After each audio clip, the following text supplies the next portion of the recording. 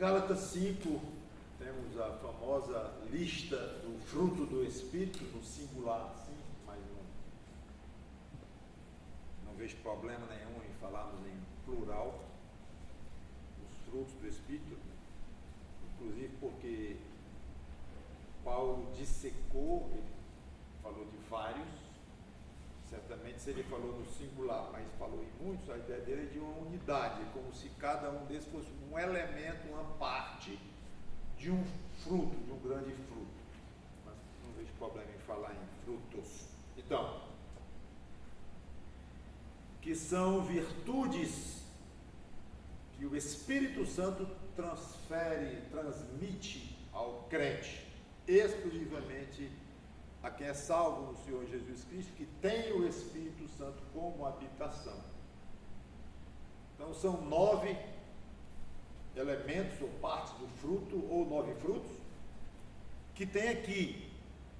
Questiona-se até se ele falou de outras partes, de outros, sem chamar de outras virtudes espirituais, sem chamar especificamente de fruto do Espírito. Então, não quer dizer que só existem 9 e 9 frutos do Espírito e acabou, se não tem mais nenhum além desse. Não, nessa lista aqui tem esses 9, mas não quer dizer que é exaustiva, no sentido de que exaure, de que pega todos, não obrigatoriamente. O fato é que aqui tem 9. E eu preguei aqui já sobre 3. Vamos ler o fruto do Espírito.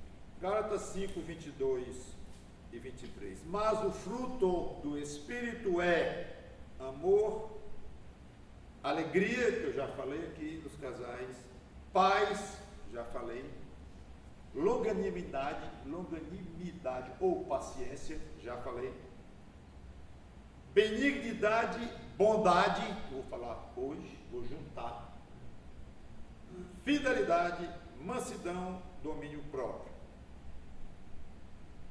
Não sei se vocês notaram que eu pulei o primeiro, que é amor, que eu deixo para o fim, para ser o último da série, por ser o mais importante e que de uma certa forma abrange todos. Então eu estou aplicando o que seria um casamento em que cada um desse fruto fosse presente e tentar mostrar de uma maneira prática a importância do crente buscar, pedir, se abrir para o Espírito Santo derramar sobre ele poder revestido desses frutos aqui. Muitas vezes é confundido dom espiritual com fruto espiritual. Dom não fala de um nível espiritual, de um nível elevado de santidade. Dom fala de serviço. É puro serviço, é uma capacitação que o mesmo Espírito Santo de Deus dá para o crente servir na igreja. Mas isso não significa que quem tem um dom é superior espiritualmente a quem tem outro, quem não tem aquele dom ou tem outro dom, aquele dom é menos importante, ou coisa desse tipo. Não. Inclusive essa ideia, vocês sabem que é muito comum no carismatismo, dos crentes carismáticos, que aquele que fala em línguas e profetiza tem uma certa superioridade sobre os outros e tudo, que tem aquela ideia de que ensina e transmite e tal. Mas a ideia de dom não envolve espiritualidade. Fruto só envolve, tem tudo a ver com espiritualidade. Qualquer um desses aqui e ainda algum outro que porventura esteja espalhado pelo Novo Testamento, mas seja como for, a ideia então é que o crente deve pedir, buscar e se conscientizar de que quanto mais ele crescer no exercício, na posse e no consequente exercício desses dons, mais a sua vida vai ser melhor em Cristo, mais ele vai ser um crente fiel, mais ele vai ser um santo de Deus nesta terra. É algo que ele deve realmente procurar na sua vida, no seu dia a dia, em todas as suas relações. Aí eu concentro no casamento, nessa série. E teria sentido eu falar em benignidade separado de bondade, porque são duas palavras diferentes. Mas como, além das diferenças, elas têm semelhanças, eu vou juntar tudo. São conceitos parecidos e que se complementam. E as diferenças são sutis, embora não signifique que não sejam importantes, que são, mas então eu vou juntar. Por isso é que eu falei benignidade e bondade. Mas é curioso saber que o Espírito Santo inspirou Paulo a colocar ao lado do outro um fruto, uma parte do fruto, quase sinônimo. Então, assim, se está aqui, ou seja, estão aqui essas expressões bem parecidas, temos que trabalhar de alguma forma no que isso significa para poder aplicarmos, porque não vai ser por acaso que Paulo escreveu isso, quase que repetindo. Tem um aspecto de repetição, porque tem um aspecto em comum de fato, mas tem um aspecto de diferença. Que diferença é essa? De tudo que eu estudei o assunto já há muito tempo, concluiria basicamente o seguinte: ambas as palavras significam bondade, no sentido de qualidade do que é benéfico, mas com algumas diferenças. A primeira palavra do grego, traduzida no português por benignidade, expressa o aspecto gentil, afável, cortês da bondade. A segunda palavra, traduzida por bondade, expressa o sentido mais amplo de bondade, incluindo ações rígidas e até duras, que são benignas, fazem parte do que é necessário para o bem do outro, mas não são gentis, pela própria natureza delas, dessas situações. Não são gentis, não são carinhosas, como eu disse, podem ser até duras. Isso é muito importante. E geralmente, muitas vezes se confunde a ideia de que se é duro, se faz o outro chorar, se machuca de alguma forma, então é ruim, não é bom. E essa não é uma ideia biblicamente correta. Antes de aplicar cada uma dessas palavras para o casamento, vamos falar da ideia comum a ambas, que é a ideia mais geral do que nós conhecemos de fato como bondade. Conforme eu falei, aquela tendência de que se há uma coisa é dura, então não é bom.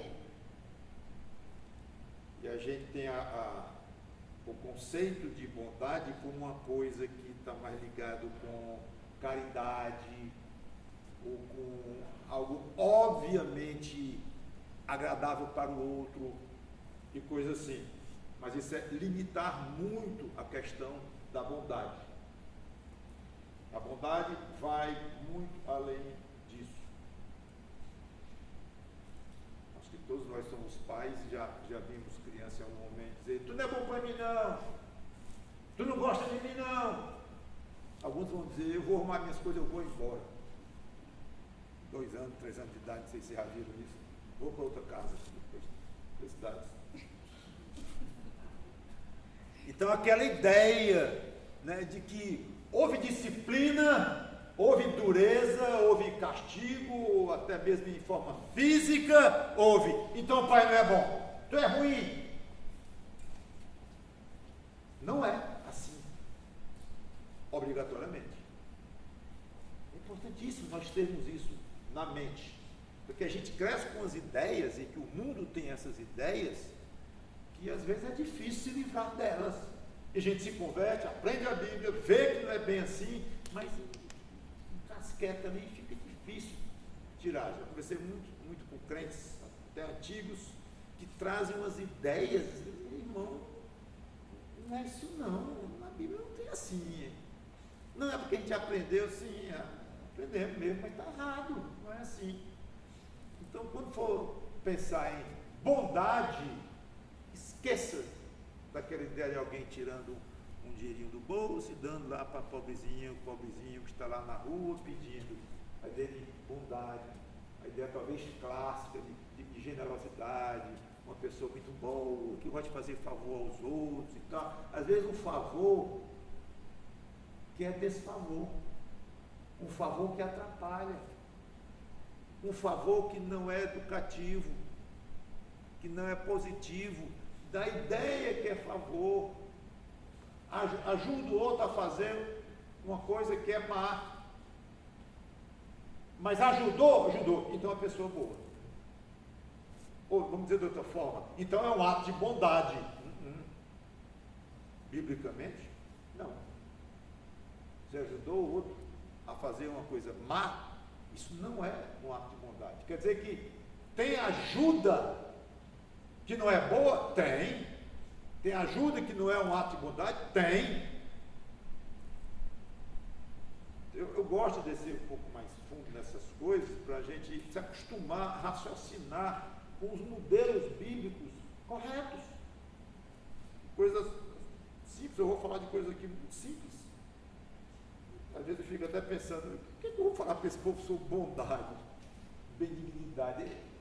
Tudo lá é grande, tudo é casado, os homens barbados, as mulheres adultas, muitas mães, e alguns avós, e eu vou ensinar o que é bondade. Fico assim, até me sentindo às vezes meio chovendo no molhado, ou coisa desse tipo. Mas molhado não é o que a Bíblia ensina, e se a gente simplesmente repetir conceitos que já conhecemos, já é bom. E se vem algum conceito que a gente nem tinha pensado bem, melhor ainda. Então, a rigor, ter bondade para com alguém é agir de forma a ser benéfico para aquela pessoa. Essa é a minha definição de bondade. Quando eu digo minha, é que eu inventei, é o que eu concluo nas Escrituras. Minha no sentido só de juntar as palavras, mas o conceito eu entendo que seja isso.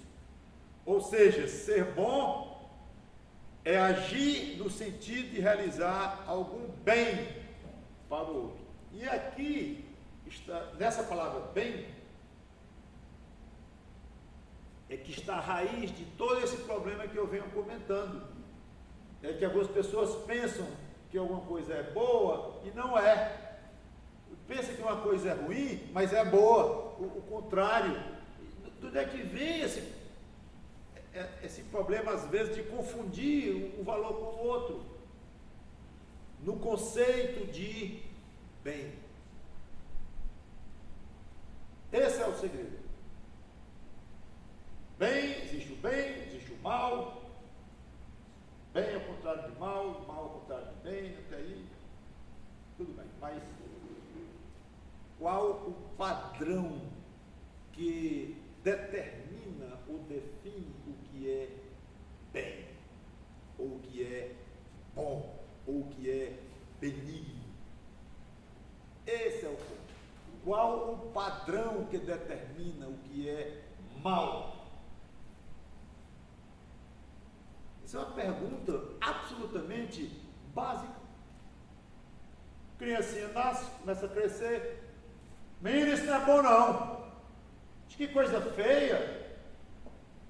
Você começa a ouvir desde cedo o conceito de bom, mal, bonito em termos morais, feio, não só esteticamente, mas nesse sentido, coisa feia em termos morais, não se faz isso.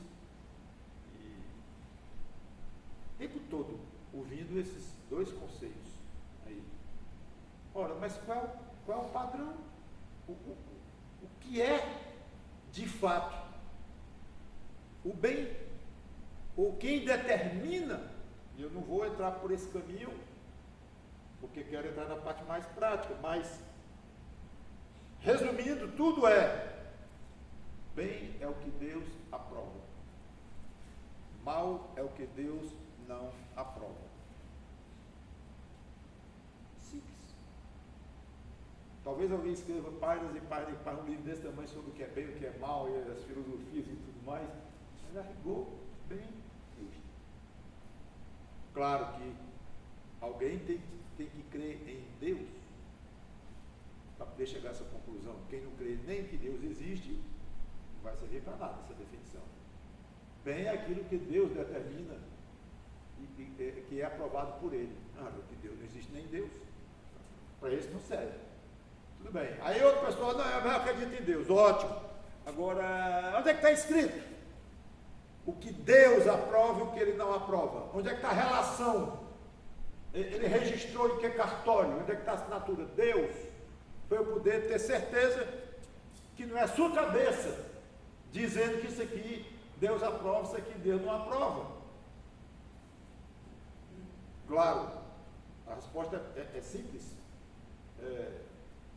Para nós só tem sentido isso tudo sendo o Deus da Bíblia e crer que a Bíblia é o tal documento em que Deus assina. Deus, não precisa registrar em cartório nenhum, mas assina Deus e é a palavra final. Pronto. Aí alguém diz, não, mas eu não acredito que a Bíblia é a palavra de Deus. Já embaralhou muito, de novo, a conversa. E já se tornou muito confuso o caminho de quem vai determinar para os seus filhos o que é bem e o que é mal. Então eu vou ter que me virar nas coisas que tem ao redor, nos magistrados, nos professores, nos filósofos. Eu creio que existe um Deus, sim, mas aí cada um vai ter uma ideia diferente sobre Deus. Então é um tanto quanto vago. E obviamente vai chegar a muitos lugares. Não, Deus, eu acho que Deus aprova que isto é bom. Mas você tirou isso da onde? Não, porque eu li muito e tal, está na mente humana, aí faz um discurso bonito. Bem, é o que você acha, eu acho isso. Não vai levar a muito lugar. E aí o mundo até hoje discute para lá e para cá, o que é bom, o que não é, o que é isso, o que é aquilo, métodos de educação, métodos de bondade, métodos de que é ruim, métodos, o que é pecado. É um mundo tudo isso, essa discussão que parece tão simples. E é simples. Na hora que nós dizemos assim, eu creio em Deus. Eu creio que esse Deus é o Deus que está na Bíblia. Está melhorando. Eu creio que tudo que esse Deus tem escrito está na Bíblia. Tudo que a Bíblia tem é esse Deus determinando os padrões dele. Pronto. Definiu. Então vamos de novo. A rigor, ter bondade para com alguém é agir de forma a ser benéfico com ele. Em suma, ser bom é agir no sentido de realizar algum bem na vida do outro. Quem define esse bem? Deus. Onde está escrito que isso é bem, ou benigno, ou bom? Na Bíblia. E onde é que está escrito? Quem define o que é mal? Deus. Onde está escrito? Na Bíblia. Simplificou muito. Por isso é que eu gosto de dizer que eu sou, ou fui, sei lá, escritor de livros e tal, mas muito, esses livros são bons que existam, não os meus. Livros de maneira geral, sobre o cristianismo, eu leio muito, muitos leem muito, graças a Deus por eles. Eu estou lendo um livro agora do ano 300. Aí alguém tratou, o senhor quer dizer 1300, né? Depois que isso, não, é 300 mesmo, né? Mais de 1700 anos e tal, um grande pregador chamado Boca de Ouro. Tudo bem. É o Crisóstomo. Genial. Tudo bem. Então, graças a Deus pelos livros dele, de Agostinho, um tanto quanto, e por aí vai. A rigor mesmo, a Bíblia seria suficiente. E eu tenho dito isso de uma maneira um pouco mais, assim, focalizada. Você pegue os livros todos de casamento. Eu não troco todos eles por Efésios 5, que é 22 a 33. Acabou. O que está ali, você pode escolher o livro sobre casamento que você quiser, de 100 anos atrás, de 200, de hoje, que quer outro tipo de casamento, ou isso ou aquilo. Pode escolher quem é um gênio da literatura, o livro grosso, o livro fino, em francês, em inglês, em português, que for, pode escolher. Aquele livro vai estar, se ele é fiel a Deus, ele estará, com certeza, mexendo em alguma parte de Efésios 5, 22, 33. Não tem perigo, pelo menos na parte conceitual, porque está tudo lá. Então fica muito simples para o crente, irmão, pensando bem, fica simples. O que é fazer o bem, fazer uma coisa que Deus aprova. Olha, aqui tem, na Bíblia. Pois vai para lá e aprenda o que Deus aprova e o que Deus não aprova. E muitas coisas são claríssimas. Praticamente tudo, o que ele não aprova e o que ele aprova. Tudo bem. Então aqui chegamos a uma grande lição para o nosso casamento. Submeter nossas palavras, nossas ações, nossos planos de um para com o outro a um simples teste. Isso é ou será benéfico para o meu marido? Isso será benéfico para a minha mulher? Simples. Benéfico como? De acordo com o que a Bíblia aprova. Você pode justificar biblicamente que isso é bom para o seu marido? Não é porque eu li lá um livro sobre educação. Não, peraí. Eu li lá umas revista boa. Não, peraí. Um momentinho. Você pode justificar pela Bíblia que o que você está fazendo com seu marido, ou dizendo, ou planejando, é bom para ele? Bom, biblicamente. Nunca esqueça isso. Eu gastei quase metade da minha pregação para mostrar que quem vai determinar é a Bíblia o que é bom e o que não é. Muito bem. Então eu falei 3 coisas. Palavras, ações e planos, que eu achei que isso aí acho que define praticamente a totalidade das relações. Claro que grande parte das relações que nós temos com as pessoas é através de conversas, das palavras. E as palavras podem carregar bombas de alto poder destrutivo, como carregar rosas e flores com alto poder de abrandamento e curador e tudo mais, em termos de relações.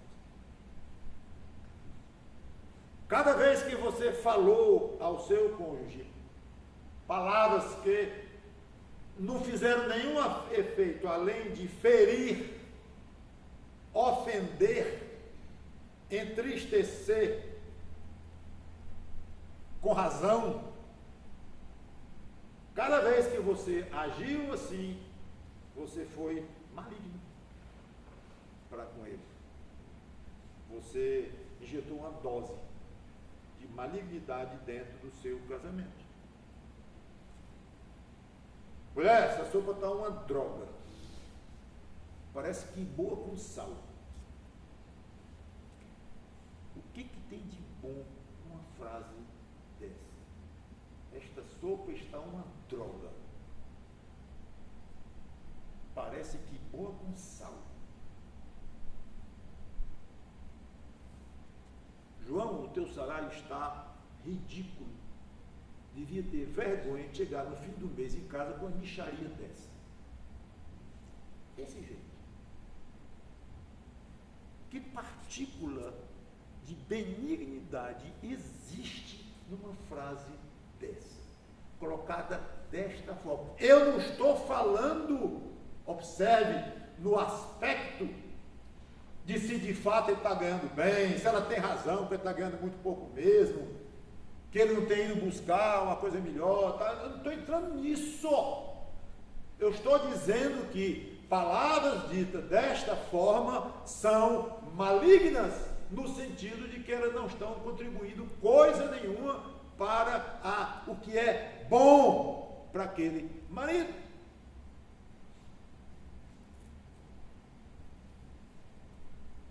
Muitas vezes, para piorar a nossa situação, acho que ninguém escapa, como eu vou dizer, o circo passa atrás de mim aqui, né? Muitas vezes palavras assim são ditas não apenas porque você tem estupim curto e quer explodir. Quando vi, já falei, tá? Muitas vezes e também não serve como desculpa. Mas pior ainda é quando é de propósito. E eu já ouvi, claro que a gente ouve isso, no gabinete, né? Conversa. Pastor, eu vou ser sincero. Eu falei aquilo daquele jeito que foi para machucar mesmo. Quer dizer que não explodiu, não. Eu pode até ter explodido, mas eu poderia ter segurado. Porque explosão quem segura também. Mas eu quis foi machucar mesmo. Quis machucar. Quis ofender. E a Bíblia mandando nós sermos bons uns com os outros. Essa questão de bondade passa por situações no nosso dia a dia que a gente nem percebe direito. Imagine um filme da sua vida conjugal. Cada vez que você disse alguma coisa para o seu marido ou para a sua mulher, congela a cena.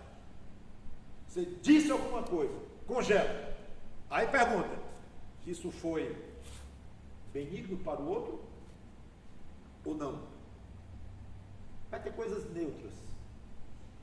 Claro, você vai dizer, olha, eu já botei a camisa ali na roupa suja, alguma coisa assim. Não é benigno, não é maligno, neutro, tudo bem. Bota as neutras num lugar e bota as claramente benignas numa coluna aqui e as claramente malignas ou não benignas noutra coluna. Deixa de lado as neutras. Agora compara uma coluna com a outra. Esse é o tipo de teste. E eu próprio teria medo de fazer. 44 anos de casado eu teria medo. Tudo que eu disse que, tirando os neutros, pode ser considerado benigno ou maligno, vamos botar aqui e vamos ver o percentual. Não sei. Não sei. Desconfio que não vou gostar. Olha, eu imagino ela, né? E talvez todos nós temos esse tipo de problema. Então, a verdade é muito simples. Muitas vezes nós somos ruins para com os nossos cônjuges. Não bons, não benignos. A palavra maligno é ruimzinha, né? Rapaz, toda vez que o senhor fala maligno, eu me lembro do diabo, que faz muito bem. Faz muito bem. Porque ser maligno é ser como o diabo.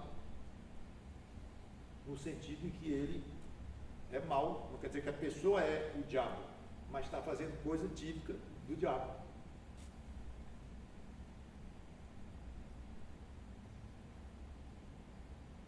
Mas não podemos dar jeito no passado, no sentido de que já aconteceu. Então, desafio para uma resolução quanto ao futuro. Tenha mais cuidado com as palavras que você dirige ao seu cônjuge nesse sentido de benignidade. Pese antes de falar e faça um teste simples que não ser uma mulher madura, um homem maduro, ou sábio, ou coisa assim, para responder se é benigno para ele, ou para ela, ou não é. Ações. Claro que a maioria das palavras vem acompanhadas de ações, não todas elas. Mas acontece também as palavras virem sem ação, e acontece de ações virem sem palavras, virem sozinhas. E podem ser nocivas também. A tal sopa de que boa. Marido poderia não ter dito palavra alguma quando provou, ter simplesmente jogado a colher para um lado, afastado a sopa pelo outro, chega, pingou na mesa, não disse um pio. Uma ação extremamente maligna. Claro, sem palavra. A atitude foi ruim, não havia nada de benéfico. Qual ganho para a esposa? Qual ganho para o casamento uma atitude dessas? Então é natural que situações de pouca conversa surjam no casamento, uma crise, uma briga, coisa assim, com respostas monossilábicas. Mas se alguns se utilizam do gelo, que é ficar completamente mudo, um quer passar limpo, quer conversar, e o outro como se não estivesse ouvindo nada, o que tem de bom nisso? Não falei nada de errado. De fato, não falou nada de nada, nem de errado, nem de certo. Está reclamando de quê? Não, porque você criticou a sopa dela. Eu não disse um pio. Isso é cinismo. Não disse um pio. Jogou a colher num canto e afastou o prato para o outro. Não disse um pio. É verdade. Você vê como uma verdade pode ser mentirosa. Se ele quer passar a ideia de que porque não disse um pio, não foi maligno para com ela, ou deixou de ser benigno, ele está mentindo, ele está enganando com a verdade. Não disse um pio, disse mesmo não. Então pode acontecer de 100 palavras, não fui grosseiro com a língua, não disse nada ruim, mas atitudes, às vezes o tipo de um olhar, jeito de uma boca. O matuto não sei, no interior tem até a expressão de dizer o jeito da boca, não tem isso?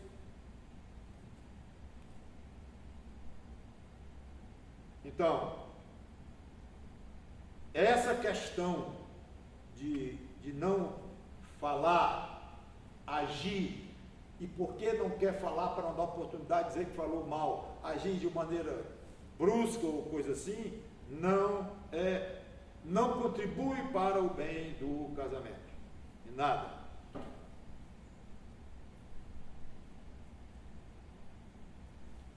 Não sei se já comentei aqui em outra pregação, pode ser, mas se já não custa nada repetir. Tem um outro exemplo que é o jejum sexual. É uma arma muito utilizada em casamentos, especialmente pelas mulheres. Estão zangadas com o marido, talvez com razão, e se vingam negando sexo. Basta fazer a pergunta para descobrir que a atitude é errada. Em que isso é benéfico? Eu não estou falando de uma situação em que a mulher está ou o marido está sem vontade, e pelo fato de estar triste, ou magoada, ou chateada, e tudo, e se violentar para aquilo. Não estou falando isso. Entende-se, é razoável. Eu estou falando de castigo, que existe. Acontece em casamentos. Castigo, puro e simples. Não tem. Tanto diz o prazo. Estou falando disso. Não é que quer ou que não quer, não, é algo além do aspecto puramente de uma vontade de se entender, de dialogar, mas é uma forma de agir. Estou falando de ações, é uma ação, no caso quase uma reação, ação ou reação, que eu estou querendo dizer não é benéfica para o casamento, para o casal. Claro, vai torná-lo insatisfeito, ou ele ou ela, exposta a tentações, a pensamentos, vão voar por aí, e uma abertura para pecado. É óbvio. Todos perdem com isso. Então, esse tipo de reação não é um gesto benigno. Não tem bondade incluída aí. Eu dei apenas alguns exemplos de ações e reações. Poderia falar várias outras, vocês mesmo poderiam citar. Planos.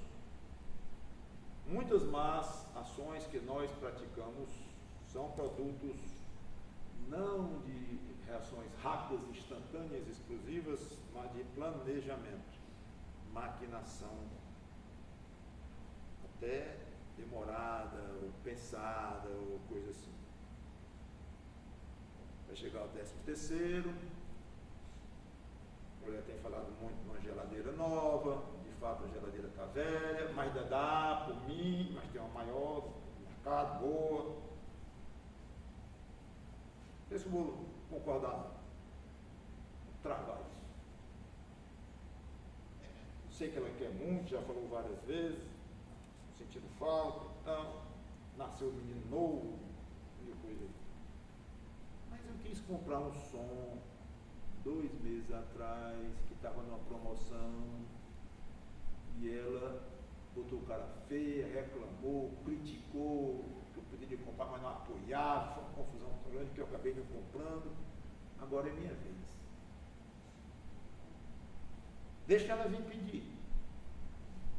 Deixa ela vir falar para comprar a tal da geladeira, que ela vai ver o troco. Uma simples pergunta que mataria de imediato um plano desse era: isso é benéfico? Agir desta forma, com este motivo diferente de chamar a esposa, e bem, vamos discutir aqui. A hora talvez não esteja tão boa, ou isso, ou aquilo. Não. Ele reconhece que tem um momento mesmo, reconhece que a outra está velha, e dura um ano, dura, mas está quebrando, reconhece que nasceu um menino novo, reconhece, é o 13º, tem uma folguinha ali no final do ano, ele sabe disso tudinho, mas não vai abrir mão, porque ela fez isso, aquilo, outro, com ele. Então, não é difícil responder uma pergunta desta.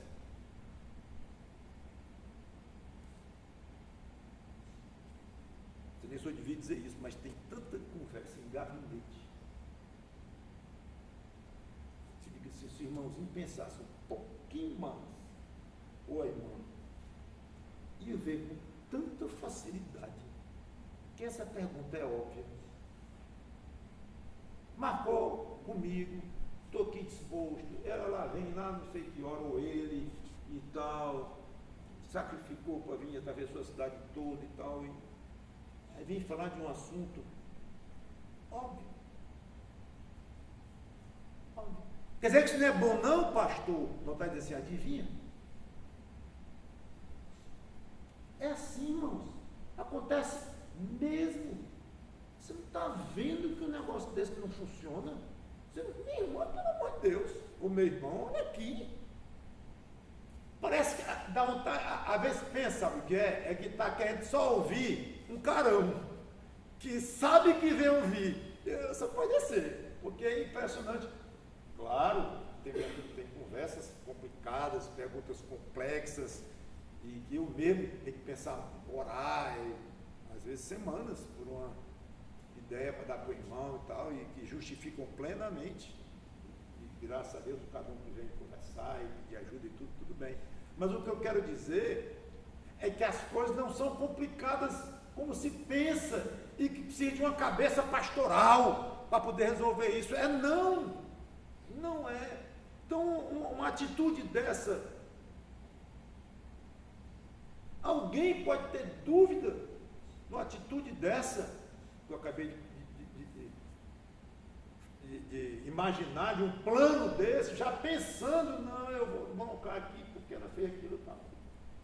Não é benigno, não é benéfico. Aí vem lá, fruto do Espírito. amor, alegria, paz, longanimidade, bonito, né? Então, benignidade, bondade, esses aqui são mais fáceis. Eu reconheço que longanimidade é uma palavra meio complicada, eu não sei bem o que é isso, essa paz, eu não sei se é paz interna, paz externa, também é meio complicado. Essa aqui de benignidade e bondade, essa é o tipo de letra. Passa para a próxima. Porque bondade, você quer bondade? Nem pensa, irmãos, passa assim numa rapidez em cima das duas palavras, das duas. E se fosse 3, se fosse 4, se fosse 5, parecidas com as outras, isso é do mesmo jeito. Não, bondade eu sei, é claro, óbvio. Porque tem que ser bom. Tem que ser bom, ótimo. Manda vir falar sobre a geladeira. Então há uma incoerência muitas vezes enorme. E o casamento ali se enchendo de coisas não benignas, de palavras, de ações, reações, planos ruins no padrão de Deus. Como eu comentei.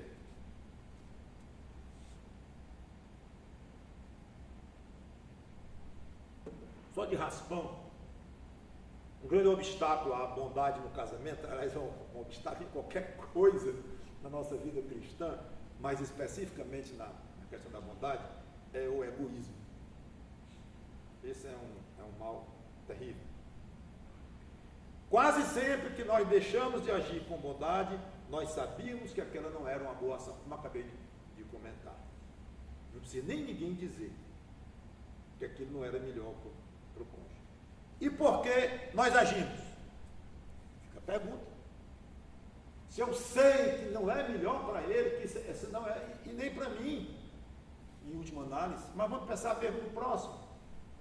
Eu sei que isso não é uma coisa benigna, por que eu vou fazer? Pergunta tão clara. O problema é que a resposta também é clara. E uma vergonha para nós. Mas é porque isso vai fazer bem à minha carne. Ponto. Essa que é a verdade. Não, porque não tem não. Por que não? É porque vai fazer bem à sua carne. Você vai se sentir vingado, ou vai ficar satisfeito por ter feito que ele pagasse o troco, ou por qualquer outra coisa de uma explicação que não vai convencer de que há um cheiro de benignidade disso. E a carne gostando. Pode ter 1000 motivos, mas todos eles carnais,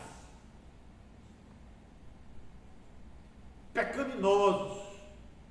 E você sabe disto. Quero frisar isso até o fim. Se você se cansar, melhor ainda. Não, cansar não, mas e dormir pensando naquilo. E você sabe, e você sabe, e você sabe. Não precisa de um pastor para lhe dizer não. Você sabe. É bom colocar essa responsabilidade. Cada um sobre os seus próprios ombros. É preciso, é fundamental. Assim não vai haver crescimento espiritual nunca. E não vai haver melhora num casamento nunca.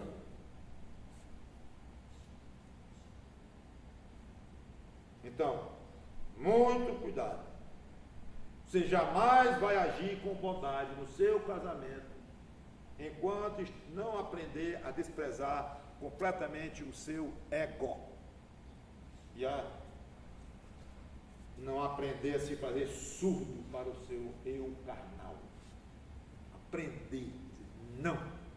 Não vou fazer assim, isso não é benéfico. E por que eu quero fazer? Porque isso aí é bom para a minha carne. Eu me sinto bem de fazer com que ela pague esse preço, e que ela engula essas palavras, e que ela isso, e que ela aquilo, ele isso, ela aquilo, e acha que se justifica com isso. Não é razoável. Muito bem.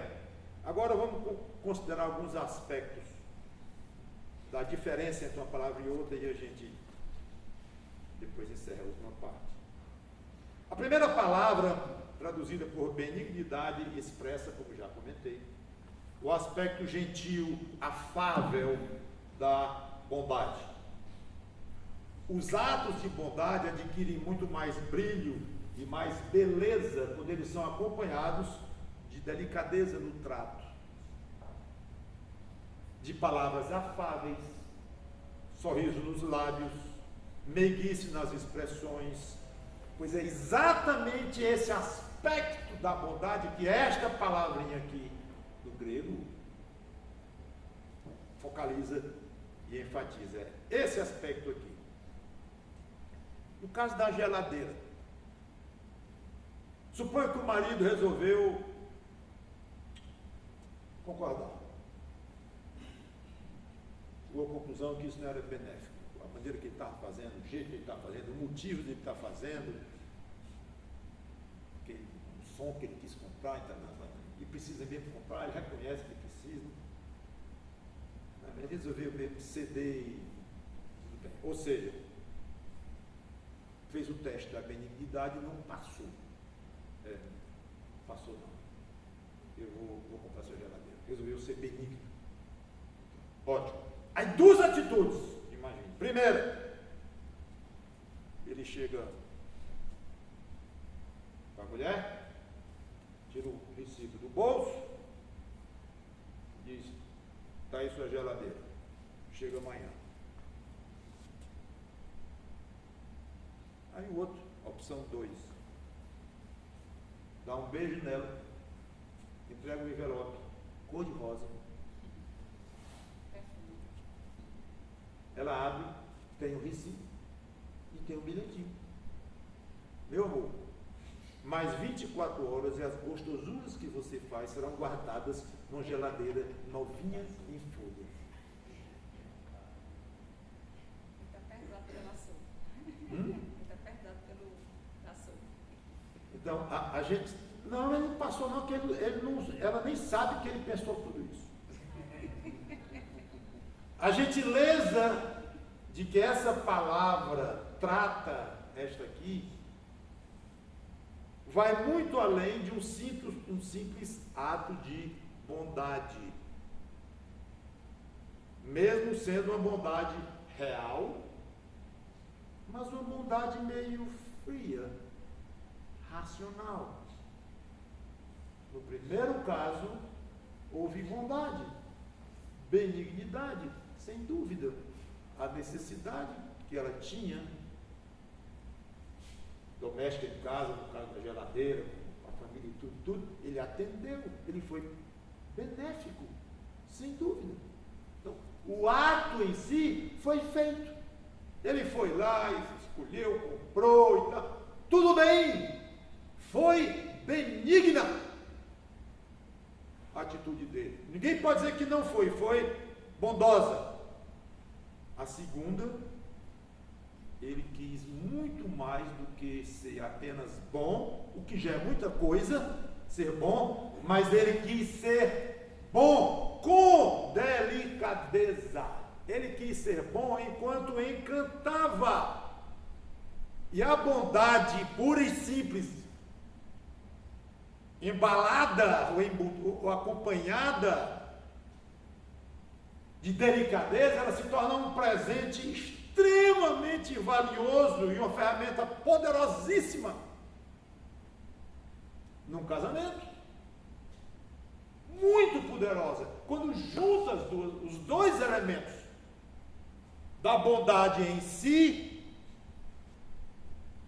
de ser benigno e ao mesmo tempo agradável, afável ao outro. Porque o outro não é um carro, ele está precisando de uma peça.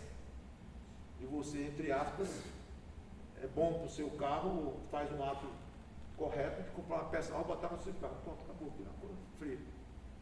Não, fica aí, ficar sofrendo ele. É diferente do exemplo que ela não tem alma nem nada, mas o que eu estou dizendo é que é uma atitude quase técnica, benigna, mas quase técnica. Está precisando de uma geladeira, a família está. 13º e tal, compra a geladeira e tal. Técnico. Fui benigno, eu não fui, foi. Podia não ter comprado, podia. Mas o outro vem e ele dá um brilho, um colorido espetacular para o casamento. casamento, por mais sofrido que ele esteja, eu não tenho dúvida, ele pode se recuperar ao ponto inimaginável, se tão de bom, se tão somente o casal resolver ser benigno e gentil um para com o outro. É muito poderosa essa união dessas duas coisas.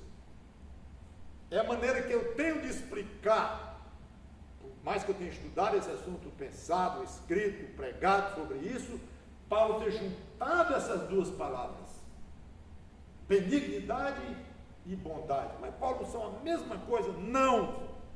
Há uma diferença, há um que a mais aí. Usem essa soma que vocês vão ver o poder benéfico no casamento.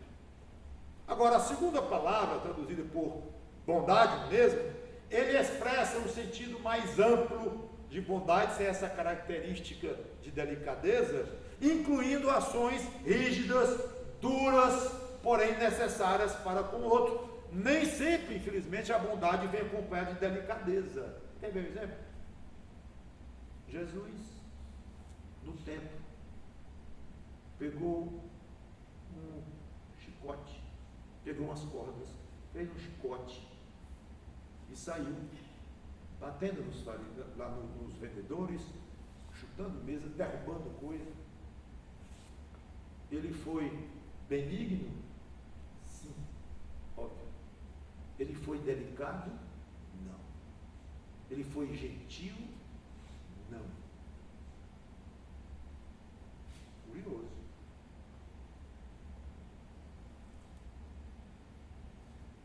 Claro que eu não consigo imaginar num casamento uma situação que justifique a chicotada e ainda sendo bom.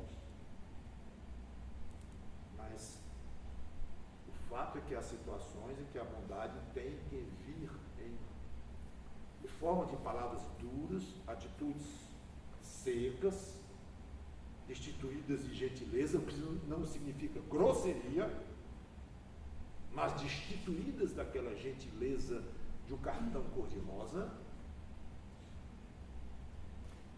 Vai dizer, você me magoou ontem à noite, mais uma vez, da mesma forma como você tem feito frequentemente.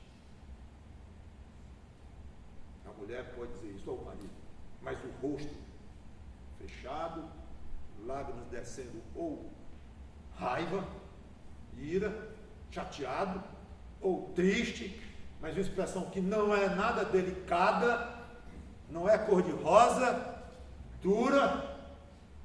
Se tem mais, eu vou ficar esperando um pedido de perdão. O nosso relacionamento vai continuar sendo cordial e respeitoso, mas não será agradável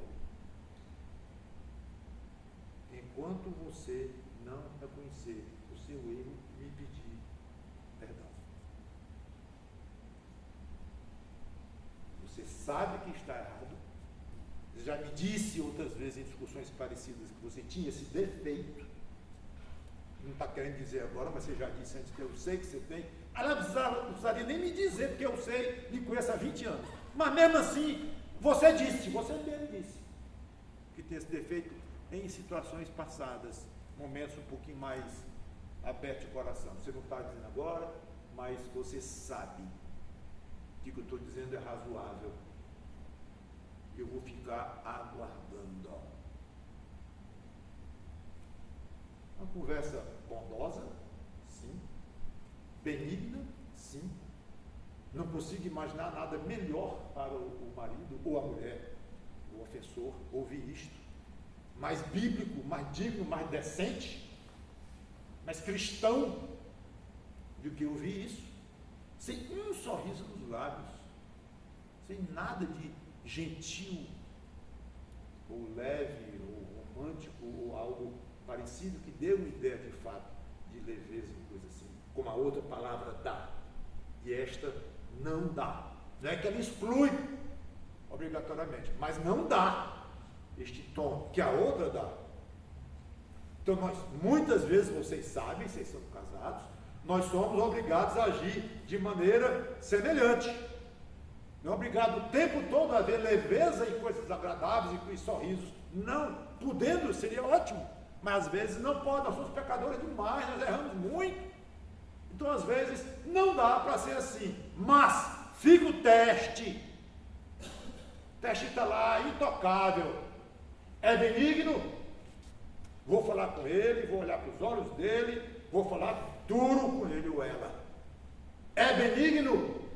Pensa, ora, pensa nos padrões das Escrituras. Sim, é benigno. Foi o pai que vai dizer, com base nas Escrituras, é benigno. Então vou chamá-lo e vou conversar e vou ser duro. Talvez mais do que geralmente sou. Cabe, esse tipo de coisa cabe, mas a resposta está lá, é benigno. Terminando, uma coisa interessante. Toda vez que essas duas palavras aparecem no Novo Testamento, quando não se refere ao próprio Deus, bondade e benignidade, nos dois sentidos, elas se referem a crentes, pessoas regeneradas. Lembre-se que nós estamos lendo, Gálatas, um pedaço de Gálatas 5 e 22 e 23, que trata do fruto do Espírito. E o fruto do Espírito é exclusivamente do salvo em Cristo. Quer dizer que bondade não existe para o não crente? Claro que existe, mas num sentido, uma categoria bem diferente, terrena, no nível de relacionamentos humanos, não espiritual, e que quando vai submeter ao teste de isso aqui é benigno, no sentido do que Deus aprova, aí muita coisa do que se acharia bondade de um não crente, não tudo, mas muito, cai fora. Ele não é aprovado pelas Escrituras, mas alguma coisa ainda pode ficar. Afinal de contas, o homem, mesmo quando pecou, ainda ficou com algumas características de Deus, alguma imagem e semelhança de Deus, bem deformadas, mas ficou. Então, homens podem ter, e têm, homens, eu digo seres humanos pecadores, impulsos de bondade ou coisa assim. Sim. Mas não pode se comparar com bondade fruto do Espírito. Isso é espiritual puro. Com base no padrão de Deus puro. Não confunda então uma coisa com a outra. Então, esses dois aspectos de bondade e de delicadeza são exclusivas, em resumo, de pessoas regeneradas. Exclusivas de pessoas regeneradas. Só se pode exigir ou se esperar de uma atitude de bondade ou de benignidade a nível espiritual, como fruto do Espírito Santo, se alguém é salvo em Cristo. Eu falei, essas palavras são muito usadas com relação a Deus. Deus é benigno e cheio de bondade. E Ele sempre é muito bom. Quanto ao aspecto de carinhoso, de agradável, de realmente ser bem afável, não sempre.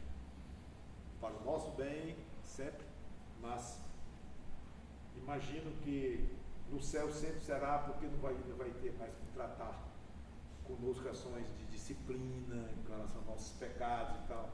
Acabou. Então vai ser sempre muito, muito bondoso, ele sempre é, e muito afável, carinhoso até.